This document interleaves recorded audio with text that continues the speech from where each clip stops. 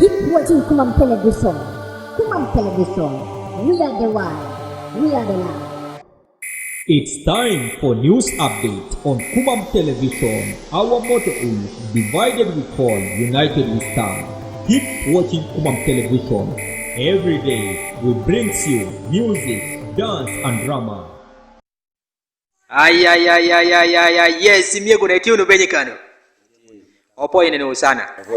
Mano beda tinu me pacho beda mini wa me maro bule kare didi mo long be jo angere kere nyinga me music mo long be Diamond Cool jo.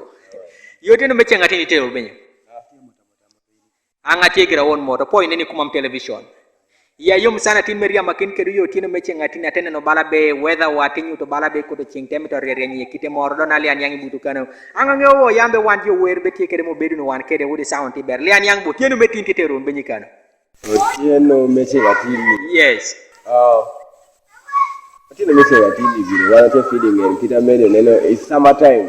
Yes. Ore summertime. Ore bedo di yo. It's ready for summertime. Yes. Summer is fun. So, omi neno tie paka kachala ma ge dongo be. Chepa kuno tie have some little fun somehow. Yes, jo ate wunyo wayo ko kan mano bede panga molong be fabi jo kada jaka ta chiel ni nyinge mo bede te tegene ne yaru wache ne onyingen. Piene mo yamona nyinge di ko weli uye. Nen chala fabi jo no e ponga no tie kano. Otino meche ngati ni giro kadi tero fabi jo bere mo na piene ne tie bala artista bede chungne wani town mo to boy kane. Kede wer mara me jodu nyi ate pakete survive kono molong be give me more.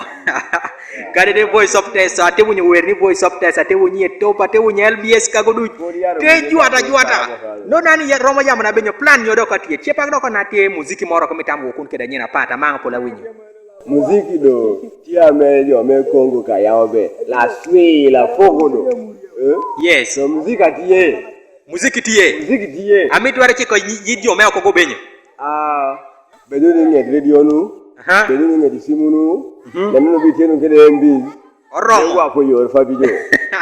Doko puri kai dem tan yang ko pa todi ko fal bijo mir nyangi ber bala bi bedo yap kede Kumam Television bali yoten me chenga tini yaro be dirama kin kede ja papa di kom jo wero wa me kuma mamin le mitembe to ngeno akodu ko tundo kaka woda jaka iti achiel kan e pongo po yeno sana itie benye mana ber. Yes, ya yom sana mene ni kan yoten me chenga tini ni liat ro mo yang ber bala bo tini me chenga tini ketere benye kan Tiene me chenga tini tie ber mo le rat sana ber. Mi wadwani malo pien microphone watie podi kere goro mora tidi dangi ber bala be kitino tingo dwani mala yaro makie pono pore. Ateni yango be tiene me chenga tini le tete rai sana. Yeah. Ami nena ara bino tu kan giri wona mi do ria makin kide jo wota jo wero wa bala fa bi jo gini. Yes. Ya wota kul jo gina be ching ni le arat giri won sana. Teteri ber sana. Nyua ber amit yene wakene nane sawa ni kana pien liat roman yang ber bala be wani Kumam Television kona podi gene liop tware be kede werni do wode uyoko mo wilate dati de liakon yang ber be nyingi kede yamne be wodi nyingi ngai. Jo bala kita jo wota ngiew kede nying nang me wero lunga be Jim Departed.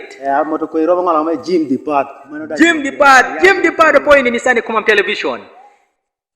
Foyo uda sana kede kama tatu ala. Yes sana. Aso ya yom sana Jim Departed angole yang ber bala be adul mene min kadi do jo temito comedy temito yang bala piena ngeu town marre bo wado te kamo ngoli e pendio. Liar mon yang ber bala be Jim Departed.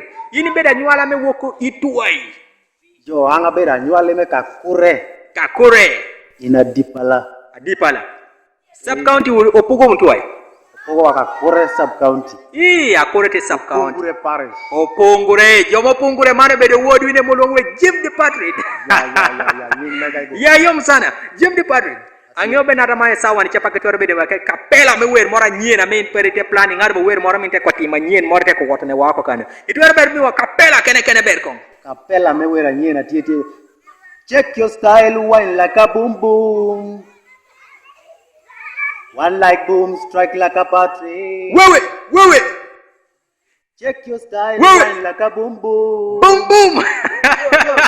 One like boom, strike like a battery. Ayam wone dem wona take kan mana be Kumam Television.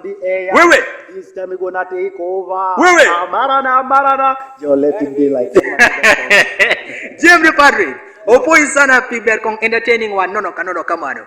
Ya yom sana tenge ber bala be lockdown kajo ki lockdown in chepa ki lock up piana tendo no kede nguti ke kada gere pom sana nyuto na bala be jim di patro te chame pege podi kila chele dul bala ngotie Omena ome lockdown leo kwa mora yo komezato toto mejo na tene ni lita timeraja tendo no chial ni lita timeraja sana anyway atimo gir one business mara trade me udu sente men na benyo amero de were moga me winyo mi totwal okay peko morde ki point jate neno wuro kumam television wa bara dioku but fa bi joan yangi ber balna ne san che paketi ke de ko wera nyena me woke de kano ame okay gone we simi kumam television kande yambe o bed rede mem yo jo pinyang video me wero yaro ka woni kede audio mere yaro ka woni dioto mom mo de yae but jimde patre nyomi to yama ne joy kanar bi yar moto ngai kede ngai min romo nge ba mari sana kano apoyo jo derere awro che winya kere neno da derere abino moto nya wota molungo be Diamond Puljo. Yes, anga poyo. Ako moto dana molungo be Dizo da Boom.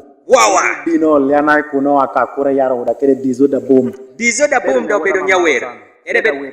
Okay, mier nyang ber bala be wodo Dizo da Boom iko kelne way kumam television kano. Tamito riama ken kede jo were de me kumam.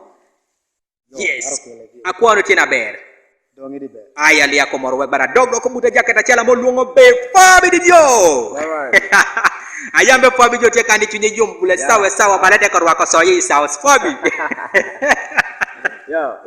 keda tene ni ki kuma television kandi de fiti kale fin nyudo bala bi te ko makano wa soya moro kan kumam television yes de kumam keep watching kumam television yes fabi jo lieta te firu muzika sui la fogo do tie Mara kira Diamond oyamo kede be uda informing kumam television be jamu na nyentie yes audio za nyentie bino yes video za nyendano tie bino yes so Fabi Jo later actually in 2 minutes time kumam television atambe wera nyene ya bide tie kulenan amete waka woki keno sekula ayaboni blow me to all the fans now wera nyene tie olwonge be amak tuwa